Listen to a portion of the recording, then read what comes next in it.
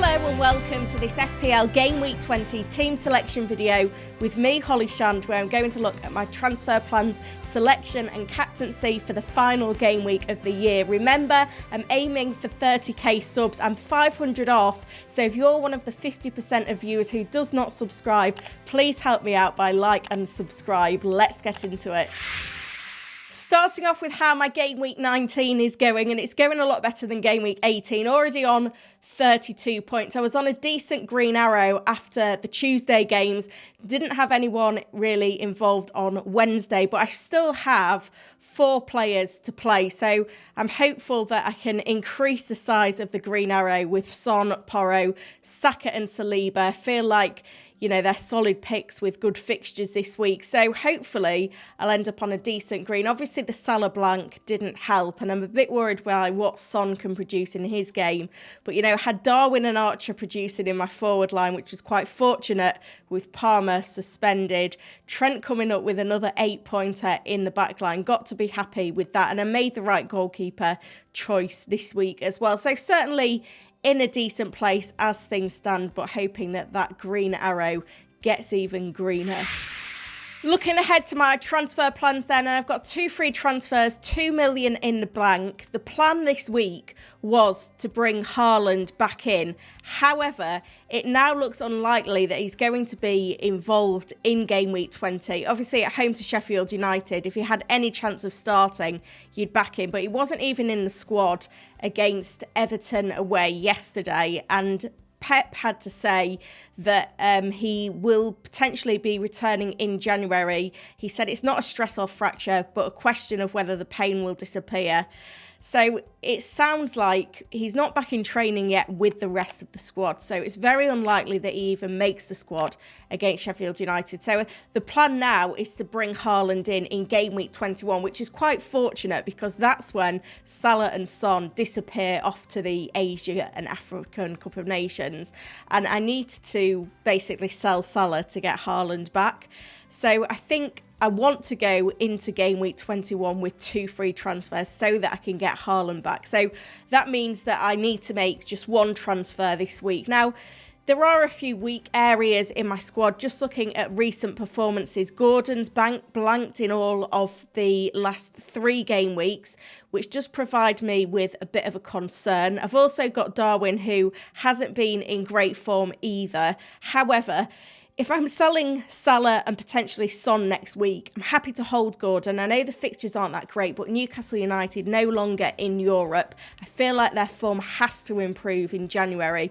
And likewise with Darwin, if I hold him this week, then he's going to be one that's making way for Haaland in game week 21. So it feels like I need to hold those players. So then it becomes a case of who's the weakest link in my squad. And right now I feel like that's Newcastle and United's Lascelles, flagged with injury, no longer first choice with Botman and Burn and Cher all fully fit. So I feel like he's the player that has to go now. I don't want to spend much on a replacement because I want to keep as few funds on my bench as possible, because I know down the line money is going to be an issue if I want to get Salah back in my team, keep Son, keep Haaland. So I'm looking to Chelsea's Malo Gusto, who popped up with an assist last time out. Chelsea's fixtures remain very good over the next few weeks. In the next 5, they've got Luton away, Fulham at home, Wolves at home and Crystal Palace away.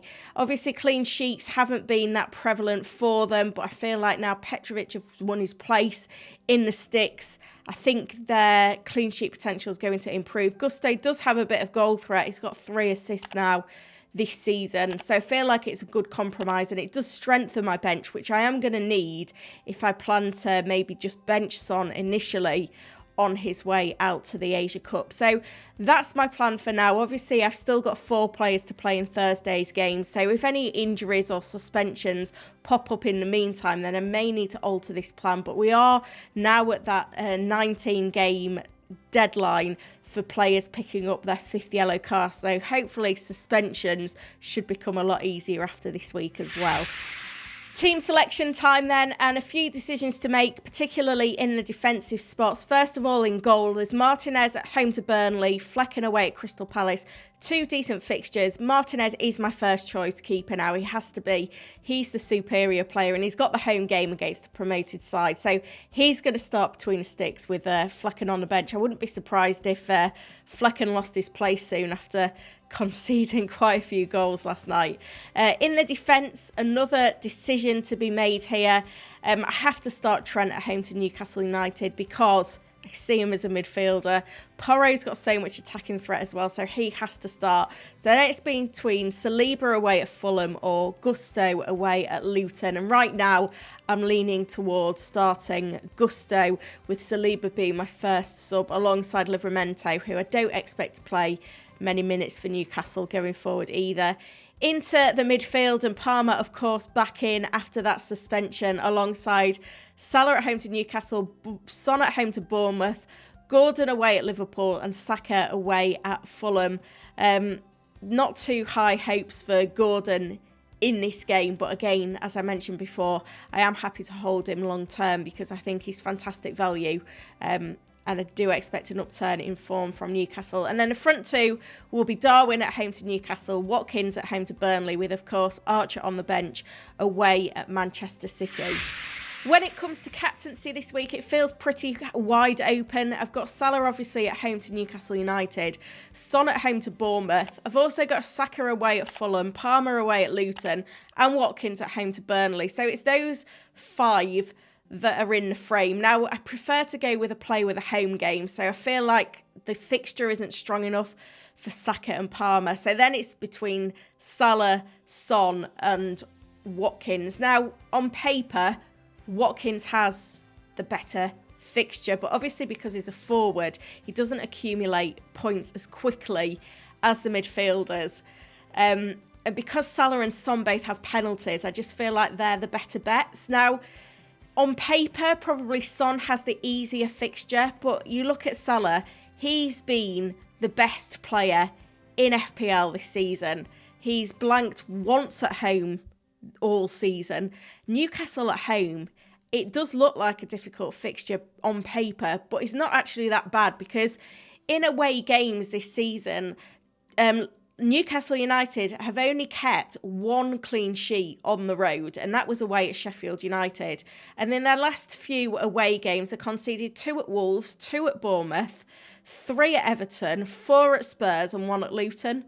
So for me, it feels like a bit of a no-brainer to go with Salah as captain. It is going to divide opinion right the way up to the deadline, but I am pinning my colours on the mast. That's where I'm planning to go, with Son as vice-captain. I am responding to all comments on this video, so drop your dilemmas below. And of course, like and subscribe to the channel. It would mean the world to me to hit 30k subs by the end of the year. Of course, I'll be back with the press conference stream. It's scheduled for Friday at 1 o'clock, but that could change depending on when those press conference land. So make sure you're hitting the notify button as well. And then I'll be back again on Saturday at 9 AM for the deadline stream. Thank you for watching.